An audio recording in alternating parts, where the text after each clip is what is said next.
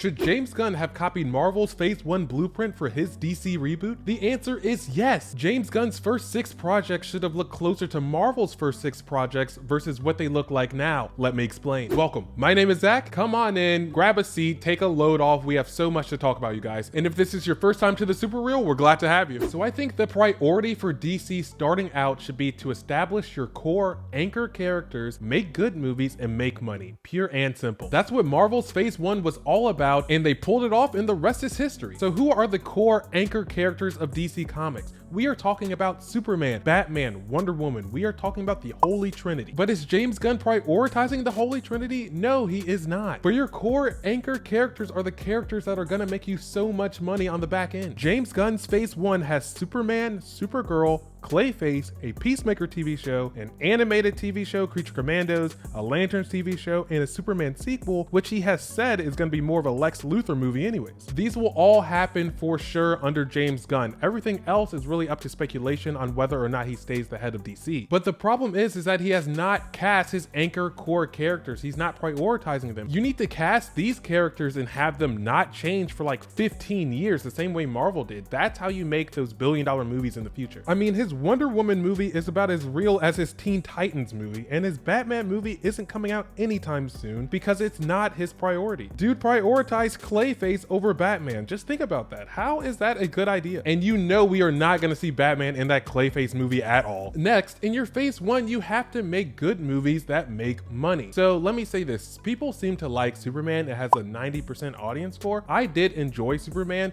but you know, it is a little divisive. I did enjoy Superman, but I do not believe Superman made money. And I will break down to you why people are saying on the internet and why Forbes magazine is saying that Superman lost 42 million. I'm gonna break that down for you guys. So theaters usually take roughly around 50% of total gross box office numbers. So that big number you see, usually that's not usually, it is not what the studio gets. Usually theaters take about 50% cut of that big number you see. Several factors go into, you know, all that goes into that, like the type of film that it is, what country the film came out in, and how long it stayed in theaters. The longer a movie stays in theaters, the more the cut kind of favors the theater at the end of it. But on average, about 50% of that big gross number is being taken out, and that's the cut that goes to theaters. Superman cost around $225 million to produce and another $125 million to market. So that's a $350 million movie. Superman made around $616 million at the box office, which sounds great, but when the theaters take their 50%, the movie really made around $308 million. 308 minus 350 equals minus 42. That's why Forbes magazine and everyone else are saying Superman lost money in the theaters. Now, I'm sure with all the toys and merch sales, DC has made money on the Superman movie, but here at the Super Reel, we do not care about toys. I am sorry. And like I said, I did enjoy the Superman movie, but I do not believe it made money in the theaters. And that is a problem. I mean, if Superman isn't making money in the theaters, what hope does Supergirl have? What hope does Clayface have? I mean, look at this Supergirl poster with the spray painted out. It's giving angst. It's giving teenage flick. This doesn't look like something that an adult is gonna want to see. And just look at her at the end of Superman. What?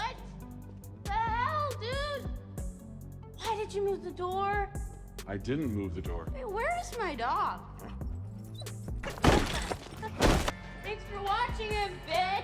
Yeah, as a grown man, this doesn't appeal to you, and I don't think this appeals to grown women, especially not in the way that Wonder Woman appealed to grown women. This isn't a movie your wife is gonna drag you to see because we all have to see it. It just doesn't come across like that. This comes across as like something for like teenage girls. It doesn't even seem like something like me, myself as like a high school teenager, like way back in the day would have been like gung-ho about seeing. This really feels like it's super niche and super targeted at like teenage girls, but not even at a way like Barbie did that targeted like girls and like women. I don't know. And then we hear these rumors about the reshoots, like they're adding in more Superman, they're adding in more Lobo, trying to like beef up the movie. I don't really know how Supergirl is going to fare when Superman didn't do as hot in the theater. And then I hear that Clayface is supposed to be a horror movie. I don't even know what to think about that. It's not like a huge Batman villain, and you're doing a Clayface movie before you've even cast a Batman. I just don't see Clayface making money as well,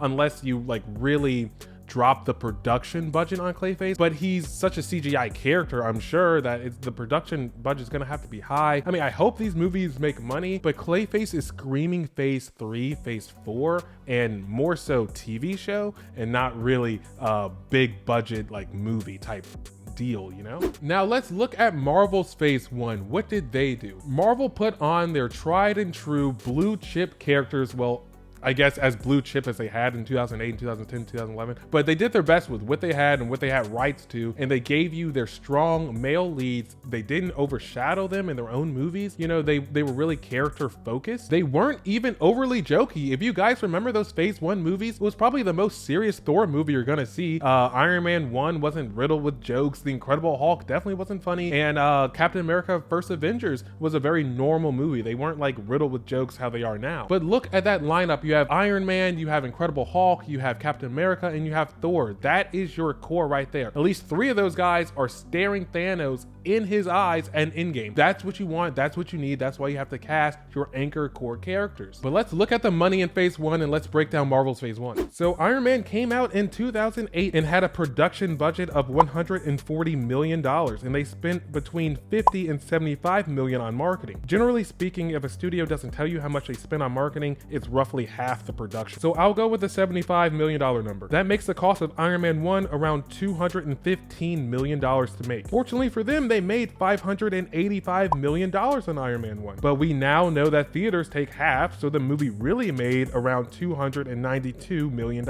And when you subtract that number by how much the movie cost, which was $215 million, you get around $77 million roughly, which is great, and that is a lot of money that's pure profit. And we know that salaries are baked into the production cost, so $77 million going around is a lot of money. I'm sure there's a lot of faceless execs who are getting bonus checks at the end of the year from all that. That's a lot of money going around. So let's move on to the Incredible Hulk. The Incredible Hulk also came out in 2008. The Hulk had a budget of $150 million, a little bit more expensive than Iron Man, probably because of the CGI, I'm sure. And let's just say they spent $75 million to market the Hulk. That puts the cost of the movie around $225 million.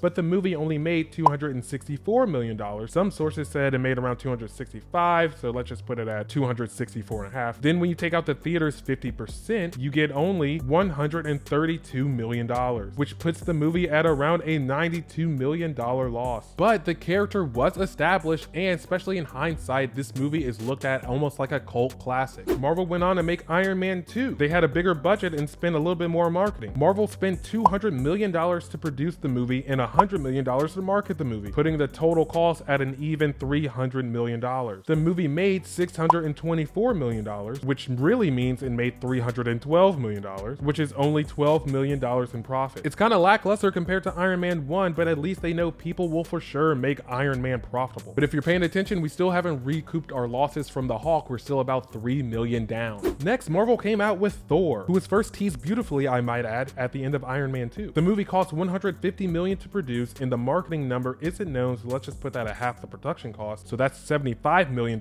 bringing the total cost of the movie to around $225 million. The movie made $449 million at the box office, which really means the movie made around $224 million in theaters. This is the perfect example of a movie that broke even, you guys. But Marvel just introduced the world to another founding father of the Avengers. Last but not least, Marvel made Captain America, the First Avenger in 2011. The film cost $140 million to produce, and analysts estimate they only spent around $30 to $50 million marketing, probably because they knew they had Avengers coming next year and they wanted to go heavy on that. So let's say they spent $50 million marketing the movie, which puts the total cost of the movie around $190 million. Well, the movie only made $370 million, which is really $185 million. So you see Captain America 1 broke even probably, or took a little bit of a loss, or maybe made a little bit depending on the marketing numbers. But you're done introducing your core members and the ones who are going to stick around till Endgame. Now we just need to see if people care when everyone is together. We know they give a crap about Iron Man, but do they care about the Avengers? The Avengers movie was a huge gamble and the most money Marvel put at any movie at that time. Avengers was reported to cost $220 million to produce, and some people speculated it cost between $110 to $150 million to market. Let's say it cost $110 million to market because that's half of the production cost, giving the total of Avengers to be around $330 million to make. Marvel was all in, and the movie was a smashing success, bringing home home $1.518 billion, which means it really brought home $749 million once you take away the theater's cut. Now, if you do that math, you're left with $429 million of pure profit. That is a lot of money. That's FU money. That is I get to do whatever I want money. That is proof of concept money. And we all know the history. Marvel just goes on to be Marvel. They become almost too big to fail, and now they're kind of faltering. But even on some of Marvel's down movies and down years, some studios would love that type of success. Marvel transitioned smoothly to phase 2, where they could get more experimental with the Guardians of the Galaxy movie and the Ant-Man movie, and you see phase 3 is just riddled with billions and billions of dollars. Captain America Civil War was a $1 billion movie. Black Panther was a $1 billion movie. Avengers Infinity War made $2 billion. Let's see. Captain Marvel was a $1 billion movie. Endgame, $2 billion. Spider-Man Far From Home made over $1 billion. Marvel changed the game. They changed the face of Hollywood. They changed the face of summer blockbusters. Hey, if you're enjoying the video so far, smash that subscribe button. This is the best account under 1,000 subs. So should James Gunn have copied Marvel's phase 1 blueprint? I think yes, you guys. His phase 1 should look boring and not like this. What is this, you guys? I'm talking his phase 1 should look like Superman, Batman, Wonder Woman, Flash, Green Lantern, and then like a Justice League movie or something like that. Boring in terms of how it looks on paper, but epic and amazing in delivery. I'm talking a Superman solo film, then a Batman solo film where maybe you tease a cyborg character, maybe he helps with Brother Eye or something like that. Then you do a Wonder Woman solo film, and maybe you tease Aquaman because the Atlanteans and the Amazons have existed for a similar amount of time. And then you go into a solo Flash movie where you make Reverse Flash the main villain. That movie is screaming to make $700 million plus. And then you go into Green Lantern, and I do like how they have Aaron Pierce playing John Stewart. They want to make him kind of like the main Green Lantern, but you could also see how DC could really make a lot of money by having their first Green Lantern being Hal Jordan, and then eventually in the future you have a transition of going from Hal Jordan to John Stewart, almost like a better version of Avengers Endgame when Cap's handing the shield to Sam. You can almost have that be like Hal passing the torch on to Aaron Pierce, because the character of John Stewart Green Lantern, everyone loves that character. He's been in the animated stuff, he's been in a lot of other mediums. Everyone loves John Stewart Green Lantern, so you could see how they could even milk that out more. But you just do something like that and you can do no wrong, and then cap it off with a nice Justice League movie, and then you probably have so much money and so much momentum and so much credibility with the fan base, you can get more experimental in your phase 2 and phase 3. In your phase 2, you can do your Aquaman solo movie, you can do your Shazam solo movie where you introduce the Zatanna character or something like that. You can do your Booster Gold TV show. I mean, I think you need to pair him with someone, I don't care who, and you can also do your Supergirl in phase 2. But also phase 2, you need to double down on what worked in phase 1. So do a Flash 2, do a Wonder Woman 2, do a Batman 2, do a Superman 2, do all of those things. I don't care how it looks, as long as you end phase 2 with the Justice League versus Legion of Doom. We should have a lot of super villains already introduced to the public, so that movie would be amazing. That movie hasn't been done before. That movie would make like a couple $1 billion, or at least $1 billion, I think. And then in phase 3, you could do your salvation run that you're trying to do right now, because now we have rapport with the heroes, we have rapport with the villains. You can set up things like New Genesis and Apocalypse. You can set up Highfather and Darkseid, and we can get a full, well-rounded universe. Because when I heard that Darkseid wasn't the big bad, I'm kind of disappointed, because he is the ultimate big bad for DC, and so I really do want Darkseid in our universe. And so you could always do that in your phase 3. And I think Clayface should be a TV show. Clayface should not be a movie. Clayface can be a TV show in your phase 3, and you can do so many beautiful things in phase 3. You can get so weird. You can do like an Atom movie, so we can get our like version of Ant-Man. We can go into like the microverse. There's so much you can do. The stories write themselves. And on the back burner, you always have the Flashpoint in your back pocket. If everything gets crazy, if things get too out of whack, just recycle the universe, or just reboot the universe with a Flashpoint movie. Everything is right there for the taking. I really feel like the DC job is such a lob. I feel like anyone can hit it out the park. I really feel like it's not hard. You don't have to reinvent the wheel. And I was really excited for this reboot, because I feel like the people at large, the public at large, is ready for these stories that they kind of know. Like Marvel's getting more into the weeds.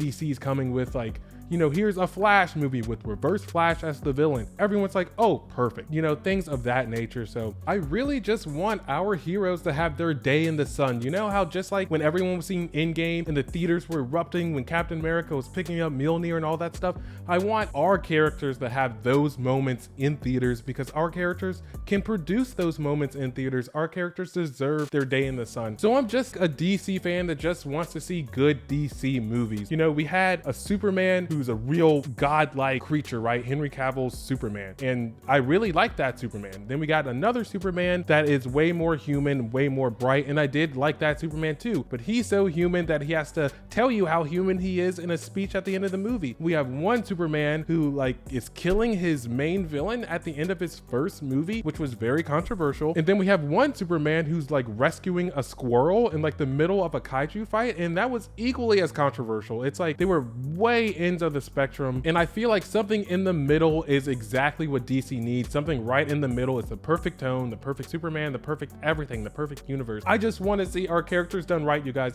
So let me know your comments. Let me know your thoughts about all of this that I just talked about. Do you agree with me that James Gunn should probably have taken like the Marvel approach to at least starting off his DC universe? Or are you very excited about James Gunn? Are you like gung-ho about James Gunn and he can do no wrong and everything like that? Let me know in the comments. And if you've stayed this far, then smash that subscribe button. I gotta be better than the last bloke you just watched. This is the best account under 1,000 subs. Be on the lookout for more top 10 Aura Moments videos. Those videos are a lot of fun to make. Click here to spam more of my content. And as always, thank you for inviting me into your home and thank you for joining me in mine. I'll see you guys in the next video.